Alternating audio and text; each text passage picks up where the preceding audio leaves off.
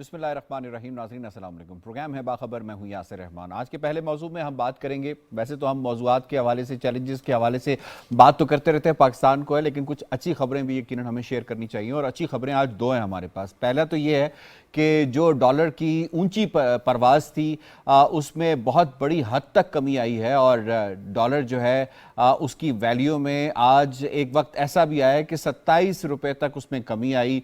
और मलिक बोस्तान जो कि सदर हैं, उनका ये कहना है कि पाकिस्तान की तारीख में शायद इतनी बड़ी डिप डॉलर की वैल्यू के अंदर इससे पहले नहीं देखने में आई जितनी कि आज आई है। बुनियादी तौर पे इसके रीजंस क्या हैं, क्यों डॉलर का जो रेट है और रुपए की कदर है उसमें इंक्रीज आया है, क्या ऐसा फैसला स्टेट बैंक ऑफ पाकिस्तान ने किया जिसकी वजह से ये आया, और आने वाले वक्त के अंदर क्या इससे हम मुस्तकिल होता हुआ देख सकते हैं, क्या वाकई जो मार्केट में डॉलर की एक्चुअल वैल्यू है वो रहेगी, क्या जिन लोगों ने डॉलर होल्ड करके अपने पास रखे हुए हैं कि मुश्किल वक्त के अंदर जो है वो डॉलर या गोल्ड को एज अ वेपन वो यूज़ कर सकें, एज एन एसेट वो यूज़ कर सकें, वो ट्रेड करना शुरू हो गए हैं इसके अंदर, क्या उस रुझान के अंदर कमी आएगी, क्या वो पैसा वापस मार्केट के अंदर आएगा या नहीं आएगा, इन इश्यूज़ के ऊपर हम बात करेंगे। और क्योंकि अच्छी खबर तो है, दूसरी जो अच्छी खबर है वो ये है कि जनाब एक महीने में 2 बार तकरीबन 20 से 30 रुपए जो है पेट्रोलियम प्राइसेस के अंदर कमी का ऐलान किया गया है।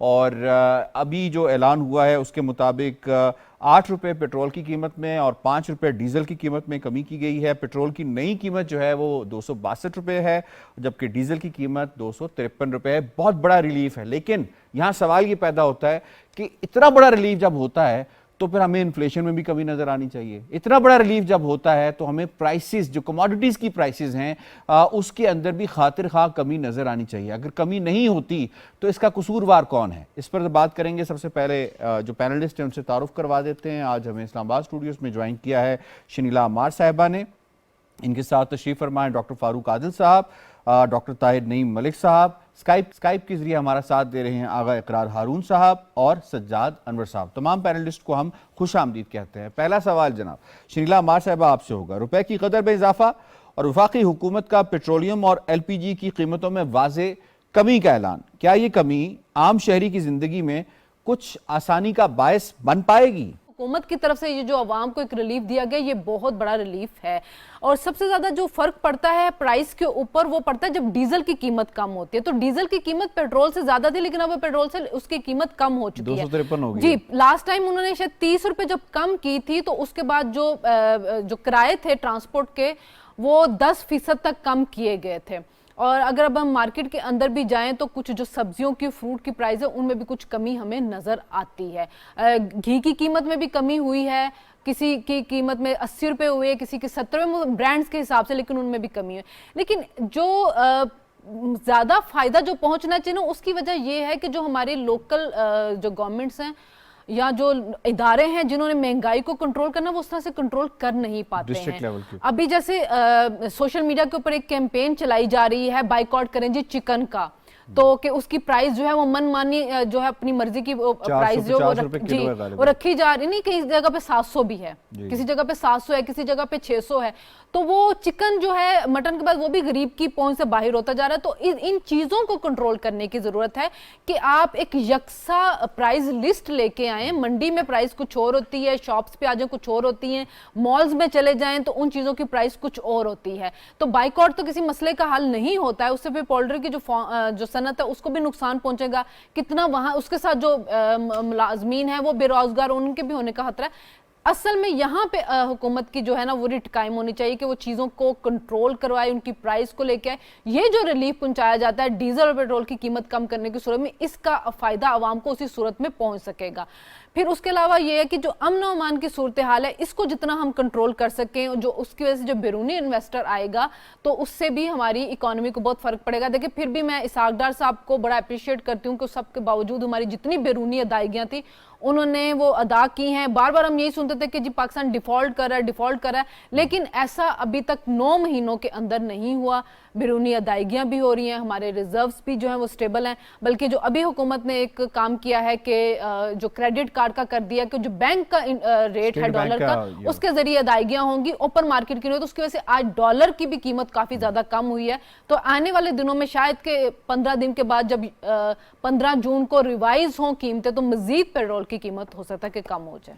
चलें, ये तो आपने अच्छी बात बताई है, साथ साथ आपने बताया चैलेंजेस भी हैं। डॉक्टर फारूक आदिल साहब, ये फरमाइएगा कि ख़ास तौर पे कितना बड़ा मैसेज था उन तमाम लोगों के लिए जो डॉलर को होल्ड करके बैठे हुए हैं, और अब मज़ीद अगर ये डॉलर की वैल्यू जो है वो कम होती है और पाक रुपये की वैल्यू इंक्रीज़ होती है तो उन लोगों को भी यकीनन बड़ा लॉस उठाना पड़ेगा, क्योंकि वो तो कारोबार करें इसके अंदर। दूसरा ये बताइएगा कि ये जो अगर हम चीज़ों को बेहतर तौर पे मैनेज करके क्या क्या फ़वायद हासिल कर सकते हैं, क्योंकि अभी तो हमारे पास रिजर्व्स में भी खातिर खा इजाफा नहीं हुआ, एक्सपोर्ट्स के अंदर भी खातिर खा इजाफा नहीं हुआ, फॉरेन रेमिटेंस में भी नहीं हुआ, लेकिन ये विद इन हाउस जो मैनेज किया गया है स्टेट बैंक की तरफ से, एक सर्कुलर ने एक दिन के अंदर 27 रुपए पाक रुपये की वैल्यू को इंक्रीज किया है। How important it is?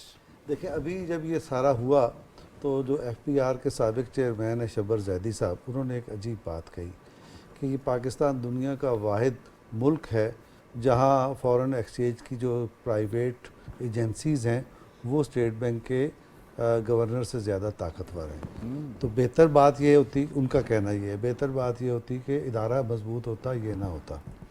तो ये बात, ये जो उनका तबसरा है, बेसिकली चीज़ को नेगेटिव लेने का तरीका है। असल में आवाम को मायूसी की तरफ धकेलने का एक, इसको प्रोपेगेंडा टूल आप कह लें, ये वो है। तो अगर ऐसा ही है तो आपने क्यों नहीं अपने दौर में ठीक कर लिया?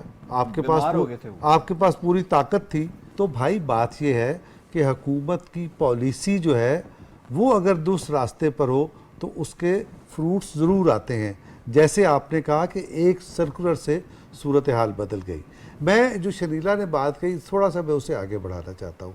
इनका कहना ये है कि आवाम को रिलीफ उस सूरत में मिलेगा अगर डिस्ट्रिक्ट मैनेजमेंट या जो भी मैनेजमेंट है, सूबाई मैनेजमेंट, वो महंगाई पर काबू पाए और चीज़ों को कंट्रोल करे।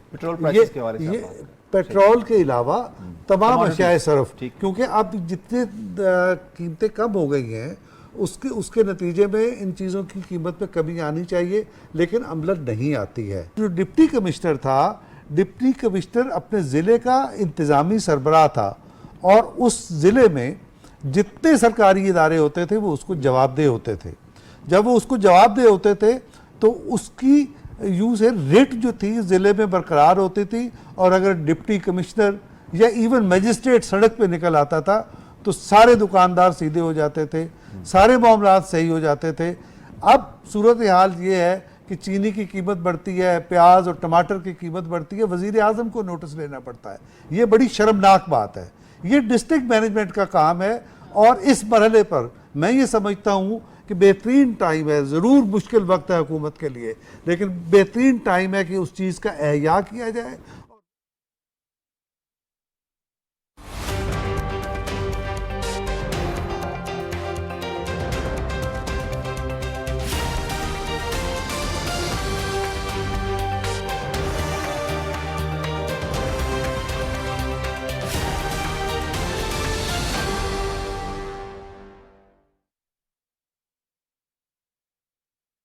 की कीमत कम कर रहे हैं, आपकी मैनेजमेंट और दुरुस्त पॉलिसी से डॉलर की कीमत में कमी हो रही है। उसके सही फ़वाइद आवाम तक उस सूरत में पहुंचेंगे जब तक आप कमिश्नरी निज़ाम को मुअस्सर नहीं करते। ठीक है जी, उन्होंने शब्बर जैदी साहब की बात की।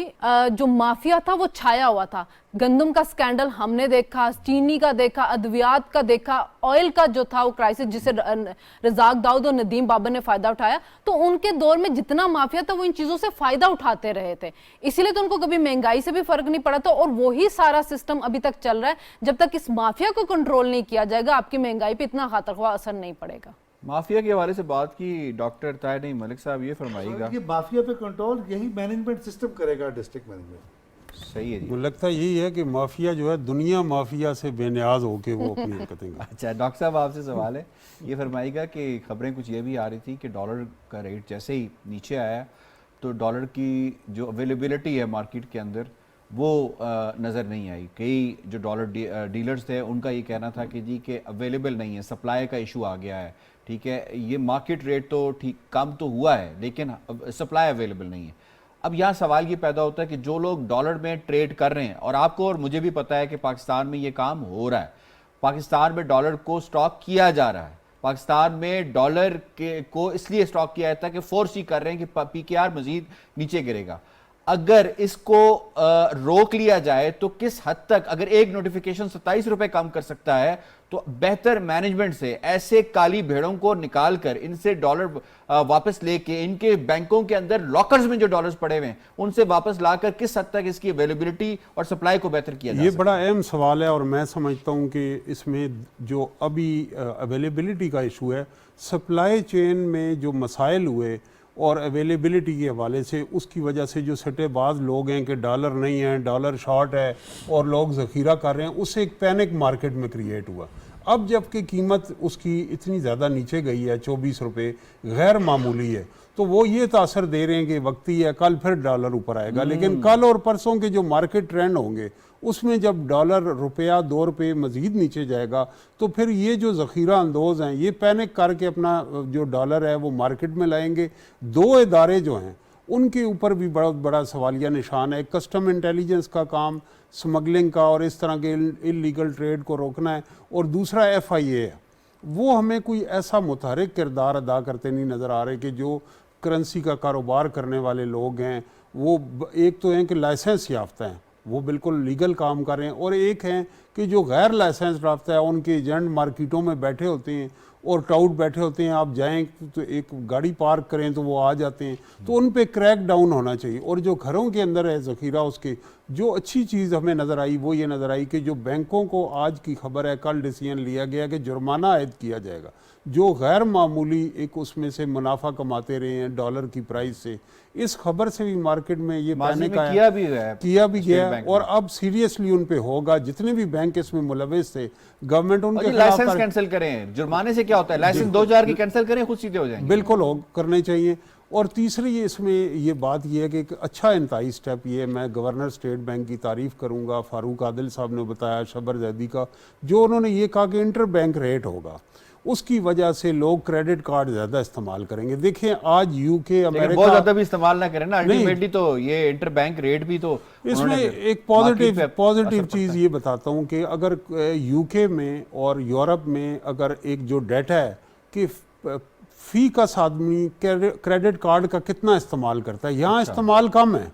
तो अगर रुपीज़ में भी हम क्रेडिट कार्ड देंगे, वहाँ बाहर मुल्कों में ये सहूलतें दी जाती हैं कि अगर आप क्रेडिट कार्ड यूज़ करेंगे तो इतने % रिबेट, आपको पैसे वापस हो जाएं। यहाँ आप मार्केट्स में जाएं, पूरी एसोसिएशन ने लिख के, मसलन ज्वेलरी मार्केट ने फैसला किया है कि हम क्रेडिट कार्ड एक्सेप्ट नहीं करेंगे। क्यों नहीं एक्सेप्ट करेंगे?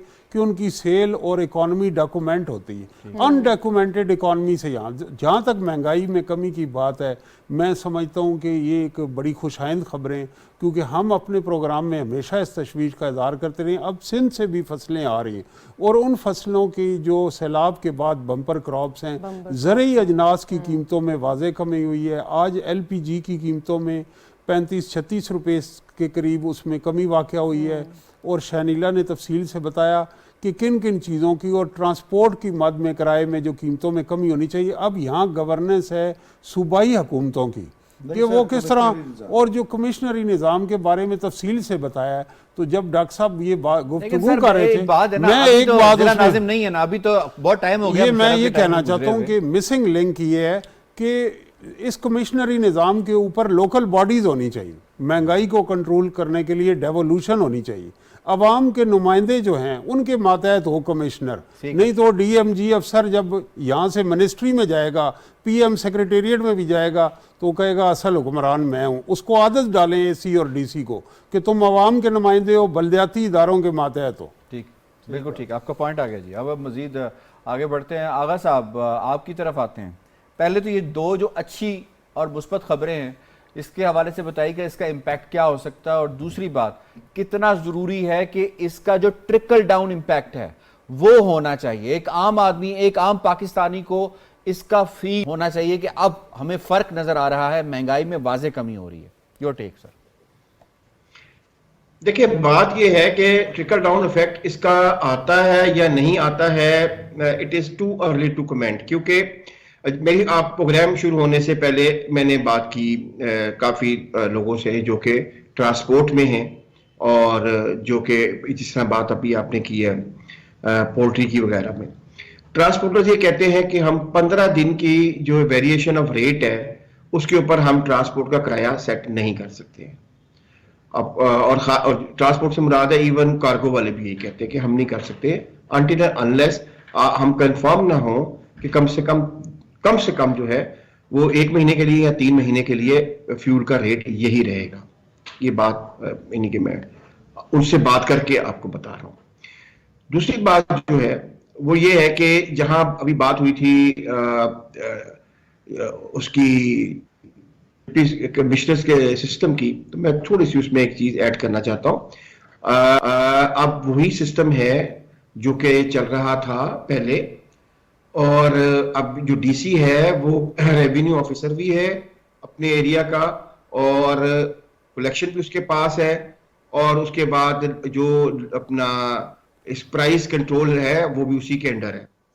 वो काम करे ना करे ये और बात है। अभी बड़ी डिटेल आप लोगों ने बात की डॉलर के बारे में, तो मैं आने से प्रोग्राम शुरू होने से पहले मैंने अपने जो दोस्त हैं जो कि डॉलर एक्सचेंज में भी काम करते हैं उनसे भी मेरी बात हुई कि ये यकदम डिप जो है ये अननेचुरल सी लग रही है, तो ये सुपरफिशियल तो नहीं है, ये डिजाइन तो नहीं है। तो उन्होंने कहा कि नहीं डिजाइन नहीं है, तो थैंक्स गॉड कि कोई मैनिपुलेशन नहीं हुई है। ये डिप जो आई है वो उसमें बकौल उनकी 3 वजूहत है। पहली सबसे बड़ी वजह कि उनको नजर आ गया है कि IMF के पैसे अब नहीं आ रहे हैं, और हुकूमत ने भी ये बात कैटेगोरिकली ऑलमोस्ट क्लियर कर दी है। तो वो जो एक फियर था, एक डर था, खौफ था आएंगे कि नहीं आएंगे, मार्केट उससे निकल गई है, क्योंकि ये उनको पता है कि हुकूमत ने प्लान बी डेफिनेटली रखा हुआ है, पैसे कहीं ना कहीं से हुकूमत ले आएगी। तो वो जो था कि IMF जो एक ट्विस्ट कर रहा था हाथ, जिसकी वजह से मार्केट बिल्कुल डिप्रेशन का शिकार थी कि IMF देगा या नहीं देगा, उससे आगे ये है हमने एक पॉलिटिकल मूव की है जिसका फायदा आपको नजर आ रहा है। डेफिनेटली ये पॉलिटिकल मूव करने से पहले मेरी जाती ख्याल है, मैं गलत भी हो सकता हूं, साहबदार साहब ने अंडरस्टैंडिंग की होगी गवर्नर स्टेट बैंक के साथ, जिन्होंने वो जो है वो एक नया ऑर्डर पास किया है। उसकी वजह से 110% जो है वो फर्क पड़ेगा। उसकी वजह ये है कि हमारे जो लोग बाहर गए हैं या होते हैं, ये जो बच्चे बाहर पढ़ने जाते हैं, वो यूजुअली अपने वालिदैन का क्रेडिट कार्ड यूज कर रहे होते हैं, वहां पे ही उन्होंने अपने बनाया होता है। तो उनको जब यकदम जो फर्क पड़ा है उनके वालिदैन को पेमेंट करने की में इतना ज्यादा, तो वो क्यों करेंगे पेमेंट अपना कैश? तो वो अपने यहाँ पे उनके अपने बैंक में पैसे जमा कराएंगे, बच्चे उनके बाहर जो है उसको कार्ड को इस्तेमाल करते फिरेंगे। सेकेंडली हमारी एक बहुत बड़ी जो अपना, ये बातें मेरी नहीं है, ये मैं शो शुरू होने से पहले आप सही कह रहे हैं, जाहिर बात है कमर्शियल बैंक्स की बाइंग अच्छा, की पहले मार्केट से वो बाय करते थे, अब कमर्शियल बैंक्स की अच्छा, बाइंग उधर भी मार्केट मैं से आ नहीं रहा हूं, होगी, आप कह रहे हैं ना तो कि सप्लाई अवेलेबल होगी। आप डॉलर नहीं मिल रहा है, उस पर भी मैं भी आ रहा हूं। अच्छा, दूसरी बात यह है कि हमारा जो एक अपना आप कह सकते हैं कि एक अपना सीजन भी आ रहा है अनकरीब उसका हज का, तो उसमें भी आपको पता है कि हज में जो डॉलर फ्लाई करता है इंसेंटिव वो करोड़ों डॉलर्स में होता है। ठीक है, $6,000 तो आपको पाकिस्तान को देना पड़ता है पर हाजी VIP हज जो है, 3,000 सिंपल में 1,000 तो लोग अपनी जेब में लेके फिरते हैं, तो 6,000 से 8,000 पर पर्सन डॉलर आपका जो है फ्लाई करता है हज के दिनों में। वो भी अब उनको है कि वो भी लोगों को क्लियर आ गया कि जी हम जो कैश लेके जाते थे उसकी बजाय हम क्रेडिट कार्ड लेके जाएंगे। तो वो जिन्होंने डॉलर, ये वो दिन थे जब यूजुअली लोग डॉलर खरीद कर रख रहे होते हैं, तो वो भी डिप्रेशन का, वो भी जो एक प्रेशर था डॉलर से खत्म हुआ है। अब आपने ये बात की कि मार्केट में डॉलर मिल नहीं रहा है, बात सिर्फ ये नहीं है कि डॉलर मार्केट में आज नहीं मिल रहा है, वो एक बेसिकली उनका ये ख्याल है कि शायद 7 दिन बाद या 8 दिन बाद IMF का प्रेशर आए और पाकिस्तान को फिर जो है वो डॉलर का रेट इंक्रीज करना पड़े, तब तक हम डॉलर रोक लें। बदकिस्मती ये देखिए इस मुल्क की कि हमारा हर आदमी IMF पे नजर लगा के बैठा हुआ है कि वो इसलिए डॉलर से रोका है कि उनका ख्याल है कि 6-7 दिन बाद IMF का प्रेशर आ जाएगा और पाकिस्तान को कम से कम ये चेंज करना पड़ेगा। जो कौम ये सोच रही हो कि मुल्क को फायदा देना है, कि अपने घर को फायदा देना है, यार क्या मैं उनके बारे में क्या एक्सपेक्ट करते हैं कि आप अभी बातें कर रहे हैं कि मुर्गी का रेट नीचे आएगा, फलाने का रेट नीचे आएगा। किसका रेट नीचे आएगा भाई? किसी चीज का रेट नीचे नहीं आएगा। और सर किसी की ख्वाहिश के मुताबिक तो हमने नहीं करना ना, ये तो फिर जो लोग रिस्पॉन्सिबल हैं फिर उन्हें कटहरे में लाएं कि भाई आपने अपना किरदार अदा क्यों नहीं किया, हुकूमत तो अपना काम कर रही है। बिल्कुल ठीक कह रहे हैं आप, मैं इसी बात की तरफ आ रहा था। बात स्टेट की नहीं रह गई है पाकिस्तान में। स्टेट अगर कोशिश भी कर रही है मैं आपको याद नहीं है आटे वाला वाकया, लोग स्टेट तो आटा दे रही थी लोगों को सस्ता, लोग वो आटा जो है फ्री वो आटा। अपना फ्री आटा दे रही थी और लोग वही आटा लेके जो है बेच रहे थे मार्केट में, और आटे की जो है वो ट्रक जा रहे थे लाइनों में लगे हुए अफगानिस्तान। अब पाकिस्तान में प्रॉब्लम स्टेट की नहीं है, गवर्नेंस। पाकिस्तान में प्रॉब्लम पाकिस्तानियत की है। This issue. ठीक है सर, आपका पॉइंट आ गया, बिल्कुल वैलिड पॉइंट है, आपने पॉइंट जो है वो आइडेंटिफाई किया। सिजाद साहब आपकी तरफ आते हैं। सर ये फरमाइएगा, एक रिपोर्ट आई थी क्रॉस बॉर्डर डॉलर स्मगलिंग के हवाले से। अब यहां पे सवाल ये पैदा होता है कि आप इन हाउस जितनी चाहें कोशिश करें डॉलर की सप्लाई को बेहतर करने के लिए, स्टेट बैंक का जो सर्कुलर है उसके मुताबिक अब कमर्शियल बैंक्स मार्केट में जाके डॉलर बाय नहीं करेंगे, इंटर बैंक ट्रांजैक्शन से ही वो रेट अपना तय करके मामलात को ठीक कर लेंगे, उसकी वजह से आपकी सप्लाई बेहतर होगी। लेकिन अगर हम क्या करें कि वही सप्लाई क्रॉस बॉर्डर स्मगलिंग में कि अफगानिस्तान जा रही हो या ईरान जा रही हो, कहीं पे भी जा रही हो, इसको रोकना कितना जरूरी है कि जो इस वक्त डॉलर पाकिस्तान की अशद जरूरत है, चाहे आपने जैसी भी पेमेंट करनी है, आपने ऑयल के लिए करनी है, एडिबल ऑयल के लिए करनी है, तो इसका बरकरार रखना कितना जरूरी है, सप्लाई को मेंटेन रखना। आपने जो 3-4 पॉइंट हमारे प्रोग्राम में उठाए गए हैं कि एक तो प्राइस हाइक को कोई नहीं रोक रहा इस मुल्क में, डॉलर बाहर स्मगल होता है तो वो होता ही रहता है, उसको हम नहीं रोक पाते, गंदम स्मगल होती है, आटा स्मगल होता है, और उसका सारा जो रिसेशन होता है या उसका जो अफराते ज़र, उसकी शक्ल जो है हमारा गरीब आदमी भुगतता है। एक तो हमें अपनी स्टेट मशीनरी को ठीक करना पड़ेगा। यासर भाई, हम एक नए फाइनेंशियल ऑर्डर में जा रहे हैं। अब आपने अगर अपने सिस्टम्स ठीक ना किए, अपने बॉर्डर को ठीक ना किया, आपने जो कुछ नए चैलेंजेस आए थे ना, मसलन ये जो बहुत सारे रेस्टोरेंट्स खुल गए थे और फूड मार्केट हमारी बहुत ज्यादा ओपन हो गई थी, तो आपने देखा फूड अथॉरिटी बन गई है, उन्होंने जगह जगह छापे मारे, उन्होंने कुछ क्वालिटी को ठीक करने की कोशिश की, एक नया अदारा बना, उसकी बड़ी अच्छी परफॉर्मेंस थी। इसी तरह ये जो गोरे का दिया हुआ सेटअप है ना महंगाई को रोकने का, वो जो कमिश्नर सिस्टम जिसकी फारूक आदिल साहब बात करते थे, वो बड़े देर से उसकी वो अपनी अफादियत खो चुका है। जब तक आप प्राइस कंट्रोल का एक नया अदारा नहीं बनाते, एक पावरफुल अदारा, जो कि आपको ये जो आपके जितने इस वक्त स्टोर हैं, हर एक स्टोर में मुख्तलिफ प्राइस लिस्ट लगी होती है, और वो जो हमारे जुमा बाजार हैं, संडे वो जो इतवार बाजार हैं जिसमें आम आदमी जाता है, वहां पे खराब क्वालिटी पड़ी होती है, वो जो सस्ती होती है। इन चीजों को रेगुलेट करने के लिए आपका जो कमिश्नर सिस्टम है और डिप्टी कमिश्नर सिस्टम है, उनके पास कोई मैकेनिज्म नहीं। ये एक नया बुहरान है। हम 25 करोड़ से ऊपर हमारी आबादी चली गई है, उसको जब तक आप कंट्रोल नहीं करेंगे कि यार ट्रिकल डाउन इफेक्ट कैसे आएगा। अगर पेट्रोल की कीमत में 50 रुपए भी आप कमी कर देना, ट्रांसपोर्ट माफिया उसको मानेगा ना, ये जो आपका ये जो तो यहाँ सवाल ही पैदा होता है, मनवाना किसने है सर? तो ये मनवाने के लिए कुछ हजारे आपको नए बनाने पड़ेंगे। ठीक है, डॉक्टर साहब ब्रीफली रिस्पॉन्ड करना चाह रहे हैं। डॉक्टर साहब प्लीज जल्दी से कर दीजिए। असल में देखिए, जब मजिस्ट्रेट से डिप्टी कमिश्नर तक जाके मुल्जिम को पकड़ते थे, पकड़ के जब उसको बंद कर दिया जाता था, तो उसके बाद फैसला भी वही करता था। ठीक हो गया जनाब आपका पॉइंट। इससे पहले कि हम दूसरे मौजू की जानिब जाएं, यहाँ पे ब्रेक लेते हैं, ब्रेक के बाद वापस आएंगे।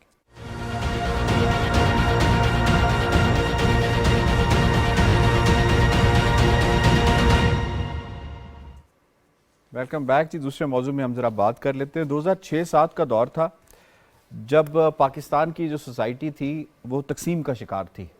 कुछ लोग कह रहे थे ये हमारे अपने हैं, इनसे आप बात करें, ये हमारे अपने, इनके खिलाफ आप जंग नहीं कर सकते, ये हमारे अपने, अगर इनके खिलाफ जहाद नहीं किया जा सकता। उसकी वजह ये थी कि जो दूसरी साइड थी वो अपना झूठ तवातर के साथ बोल रही थी। कभी वो रेडियो पे झूठ बोलती थी, कभी वो सोशल मीडिया पे, और कभी वो टीवी चैनल्स पे आके अपना मौक़िफ़ बयान करती थी। फिर रियासत ने एक फ़ैसला किया कि इस फितने को अब ख़त्म करना है, और उसके बाद हमने देखा कि फिर माशरा तकसीम से दोबारा इत्तेहाद की तरफ हमें होता हुआ नज़र आया। एक मरतबा फिर पाकिस्तान के साथ ऐसे हालात का सामना 9 मई के बाद आया है।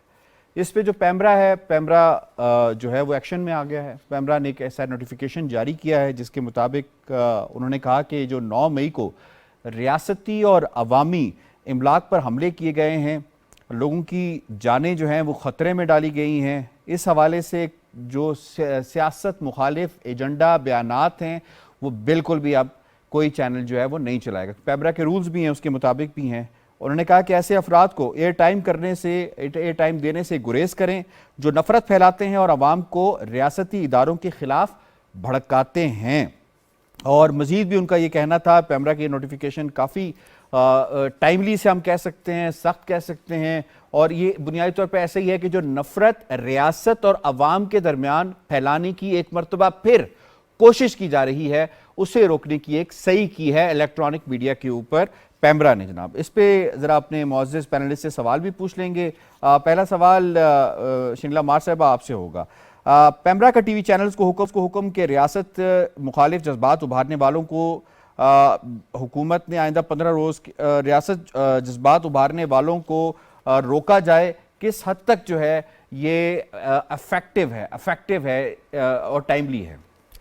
देखिए, जो काम बहुत पहले हो जाना चाहिए था काफ़ी लेट हो रहा है। ये तो बात हम पहले से कह रहे थे कि जो हमारी कालदम तंजीमें हैं या जो ऐसी मजहबी तंजीमें हैं जो इंतहा पसंदी की तरफ जाती हैं या ये जो दहशत गर्द फाटा में इधर उधर लड़ रहे हैं, इनको कभी भी एयर टाइम ना दिया जाए। लेकिन एक टाइम था, हम देखते थे कि जो रियासत के खिलाफ जिन्होंने असला उठाया होता था उनके इंटरव्यूज़ भी चल रहे होते थे, वो जो प्रेस रिलीज़ देते थे वो प्रेस रिलीज़ भी हमारे चैनल्स के ऊपर चल रही होती थी। और दूसरी बात है कि अभी तक हम इस चीज़ का फैसला नहीं कर सके कि हमारे अपने हैं कौन ना, जो फैजाबाद में आके बैठ गए थे, एक हुकूमत की रिट को चैलेंज करना शुरू कर दिया था, उनके बारे में भी यही कह दिया गया था कि ये हमारे अपने हैं, इनके खिलाफ हम हथियार नहीं उठा सकते। हम तो शुरू दिन से ये बात कह रहे हैं कि जो रियासत की रिट को चैलेंज करे, जो आपके आइन और कानून को ना माने, उनके खिलाफ रियासत को सख्त कार्रवाई करनी चाहिए। सियासी बंदों के ऊपर जो बैन होता है उसके हम खिलाफ हैं। साबिक हुकूमत के अंदर मियां नवाज शरीफ साहब के ऊपर बैन लग गया था, पाबंदी लगा दी गई थी कि जी उनकी तकरीरें नहीं चलाई जाएंगी, उनके बारे में कोई खबर नहीं दी जाएगी। वो पॉलिसी जो थी वो बिल्कुल गलत थी। आप सियासत करने वालों को, जो सियासी लोग हैं, जमहूरी लोग हैं, जमहूरियत को मानते हैं, आइन और कानून के अंदर रहते हैं, आप उनके ऊपर पाबंदी नहीं लगा सकते। उनका वोट बैंक है, वो इलेक्शन में हिस्सा लेते हैं, मुंतखब होकर आते हैं। जो रियासत के खिलाफ असला उठा लेते हैं, जो रियासत के खिलाफ लोगों को बगावत पे उकसाते हैं, जो रियासत की रेट को चैलेंज कर लेते हैं, हाँ, उनको आप एयर टाइम नहीं दे सकते। आप उनको किस तरह से एयर टाइम दे सकते हैं? डॉक्टर साहब आपकी तरफ आते हैं। डॉक्टर साहब ये फरमाइएगा कि डॉक्टर फारूक आदिल साहब कि इन्होंने बात की सियासी लोग हैं, तो एक तो पैमरा जो है वो इलेक्ट्रॉनिक मीडिया तक तो कंट्रोल कर लेगा, टीवी एंड रेडियो को कंट्रोल कर लेगा। अब जो ये अफरीत सोशल मीडिया के ऊपर फैल चुकी है, तो सोशल मीडिया को कौन कंट्रोल करेगा? अच्छा देखें, पाकिस्तान में अब जो सूरत हाल पैदा हो रही है, कुछ अर्सा पहले ये अमेरिका में पैदा हो चुकी थी। जब ट्रंप के हामियों ने कैपिटल हिल पे कब्ज़ा किया, और वो आप शर्मनाक तस्वीरें जब देखते हैं कि उन लोगों ने किस अंदाज से अमेरिका में इक़्तिदार की सलामत को ताराज करने की कोशिश की, तो उसके बाद अमेरिका में ये पाबंदियाँ लगी। क्यों लगी? अच्छा, सिर्फ उस पर नहीं लगी, फिर ट्विटर ने भी पाबंदी लगाई और दीगर सोशल मीडिया के फोरम से भी पाबंदी लगाई। असूली तौर पर आप किसी सियासी कारकुन पर या सियासी ग्रोह पर इस तरह की पाबंदी नहीं लगा सकते। लेकिन जब कोई सियासी ग्रोह सियासत के दायरे से निकल कर अस्करियत की तरफ या फसाद की तरफ चला जाए, तो फिर सूरत हाल बदल जाती है। और इसका हम जो दुनिया का एक सबसे बड़ी जमहूरियत है, वहाँ से हमें इसकी वो मिलती है सनद की, ऐसी पाबंदी लग सकती है। तो वो तो टीवी और रेडियो कंट्रोल कर लेंगे, सोशल मीडिया कैसे कंट्रोल करेंगे? सोशल मीडिया का तो आप ये देखें ना कि सोशल मीडिया जहाँ से चलते हैं वहाँ से तो कंट्रोल हो जाते हैं, लेकिन उसके बाद लोगों के एजेंडे होते हैं, बाहर भी बैठे हुए हैं, बाहर बैठे हुए हैं, उनके अपने एजेंडे के तहत काम करते हैं। अब तो ये समझ में आने लगा है कि जैसे वो ज़ल्मे खलीलजाद बोलता है या बाज़ लोग दूसरे बोलते हैं, या जैसे IMF का स्टेटमेंट आया है, तो इससे तो ये एजेंडा समझ में आ रहा है। अब इसमें हमारी अपनी हिकमत अमली होगी कि हम उसको कैसे कर सकें। ये हमारे जो सोशल मीडिया को कंट्रोल करने वाले या डिजिटल मीडिया को जो मॉनिटर करते हैं, वहाँ कोई पॉलिसी बने, वहाँ कोई तरीका इवॉल्व किया जाए कि ये चीज़ हो। अब मैं इसकी टेक्नोलॉजी को ज़्यादा बेहतर नहीं जानता, लेकिन वक्त आ गया कि आप इम्कान मौजूद है, लेकिन वक्त तो आ गया ना। सजाएं दें उनको जो ऐसा प्रोपेगेंडा फैलाते, तो मेरे ख्याल में आहिस्ता आहिस्ता इसमें कमी आ जाएगी। कमी। डॉक्टर ताहिर मलिक साहब, सर आपकी तरफ आते हैं, ये फरमाइएगा कि कुछ इजहार राय की आज़ादी की आड़ में कहते हैं कि जी हम तो जर्नलिस्ट हैं, हमने तो अपना जर्नलिज्म करना है, हमें जर्नलिज्म नहीं करने दिया जा रहा, और फिर उठाया जाता है, ये किया जाता है, जिस तरह का बयानिया बनाने की कोशिश की जा रही है। क्या इज़हार राय की आज़ादी ये है कि रियासत पाकिस्तान को आप दुश्मन तराजी करें उसके ऊपर? क्या इज़हार राय की आज़ादी ये है कि रियासत पाकिस्तान के वो लोग जो मुहाफिज हैं, जो सरहदों पे जाके अपनी जानों की जो है वो कुर्बानी देते हैं, हाउ डू यू सी, इसे हम इज़हार राय की आज़ादी कहकर कबूल कर लें? क्या वेस्ट में अगर ये होता तो वेस्ट इसको कबूल कर लेता? यकीनन कोई भी जो रियासत है, चाहे वो जमहूरी रियासत हो, वो रियासत दुश्मन और रियासत मुखालिफ बयानिए को स्पेस नहीं देती, ये बात तय है। और अमेरिका की भी इन्होंने मिसाल दी, लेकिन अमेरिका में शिकागो ट्रायल्स में वियतनाम वार के हवाले से वाशिंगटन पोस्ट के पास एक स्टोरी थी जिस पे दबाव था प्रेसिडेंट हाउस की तरफ से कि ना शाया हो। वाशिंगटन पोस्ट ने ये मामला सुप्रीम कोर्ट में ले जाने का फैसला किया और सुप्रीम कोर्ट ने ये कहा कि पीपल्स राइट टू नो है, नेशनल सिक्योरिटी राइट के इंटरेस्ट में ये खबर शाया होने से हम रोक नहीं सकते, रोकनी चाहिए। तो इससे कतई नज़र मैं ये कहता हूँ कि ये वो तो बाहर उन्होंने किया है ना, तो लोगों के पैसे बाहर लगाए हैं उन्होंने। मैं ये कह रहा हूँ शनीला ने जो बात की है कि इस बात की भी तहकीकात होनी चाहिए कि रियासत मुखालिफ जो लठ बरदार इंतहा पसंद अस्करियत पसंद लोगों को स्पेस दी गई और फिर सियासी जमातें ये तय करें, एक सियासी जमात बाकी तो कन्फ्यूज कि वो अस्करियत पसंद रहेंगे, तशद्दुद का रास्ता अपनाएंगे या सियासी दायरे में सियासत करेंगे। रियासत मुखालिफ हम अपनी कौमी सलामतों के इदारों के साथ हैं, लेकिन जब PTV पे हमला हो लठ बरदारों की तरफ और बेहुरमती हो पार्लियामेंट की, वजीर आजम हाउस की, तो ये भी रियासत मुखालिफ है। सज्जाद साहब आपकी तरफ आते हैं। सर, ये क्यों होता है कि जो वॉच डॉग है उसे बार बार आना पड़ता है और बताना पड़ता है कि भाई ये आपकी डोमेन नहीं है, इस पे मत जाएं, ये आप रियासत मुखालिफ बयानिए के जो है वो फॉलो कर रहे हैं। अपना जो एडिटोरियल बोर्ड होता है किसी टीवी चैनल का, किसी रेडियो का, जो भी इस तरह की खबर नशर करते हैं बयानिया बनाने के लिए या उसको फैलाने के लिए अहम किरदार अदा करते हैं, उनकी अपनी जिम्मेदारी नहीं है, उनका अपना सेल्फ चेक सिस्टम कोई भी नहीं है। बाद में जब कोई पाबंदी लगती है वो कहते हैं जी हम खुद आएंगे, खुद चेक करेंगे इसको। जब पार्लियामेंट तौहीन हो रही होती है, जब आपके दूसरे अदारों की तौहीन हो रही होती है, जब एक SSP को मारा जा रहा होता है, तशद्दुद किया जा रहा होता है, जब फाशिज्म जो होता है वो उनके हर जलसे में हो रहा होता है, आपके टेलीविजन के मीडिया पर्सन्स को, खवातीन को मारा जा रहा था जब, और उनको वहां से बैन किया जा रहा था, उस वक्त कैमरा कहाँ था? मेरा सिर्फ एक सवाल है कि जनाब पहले किसी भी दुनिया में जहां पे जवाब सुन लें, दुनिया में जहां पे वहां पे पहले जुडिशरी सामने आती है, पहले उस बंदे को सजा दी जाती है और एग्जीक्यूशन कैमरा ने बाद में करनी होती है। अनफॉर्चुनेटली हमारे यहाँ बदकिस्मती ये है कि बहुत सारी चीजें बहुत पेचीदा हैं। सारे टीवी चैनल्स को उनके मार्केटिंग हेड चला रहे हैं, उनको जिधर से TRP आ रही होती है, जहां से उनको ट्रेंड्स आ रहे होते हैं, वो कहते हैं इस कंटेंट को। तो कैमरा वाले कभी कभी अचानक सामने आते हैं और चीजों को कंट्रोल करने की कोशिश करते हैं, फिर पस मंजर में चले जाते हैं। सर आपने आखिर में आके सारा पॉइंट जो है मेरे सवाल का जवाब दे दिया है, ठीक है, क्योंकि वक्त की कमी का सामना, वरना इस मौजू को हम किसी और प्रोग्राम में भी उठा रखेंगे। I have to find up. मुझे शुक्रिया अदा करना है जनाब आगा इकरार साहब का, डॉक्टर ताहिर नईम मलिक साहब का, शीनिला अम्मार साहबा का, फारूक आदिल साहब का और सज्जाद अनवर साहब का। इसकी मौजूआत को डिटेल के साथ आपने समेटा है जनाब। प्रोग्राम बाखबर से इतना ही। यासिर रहमान को दीजिए इजाजत। अल्लाह ने के बाद।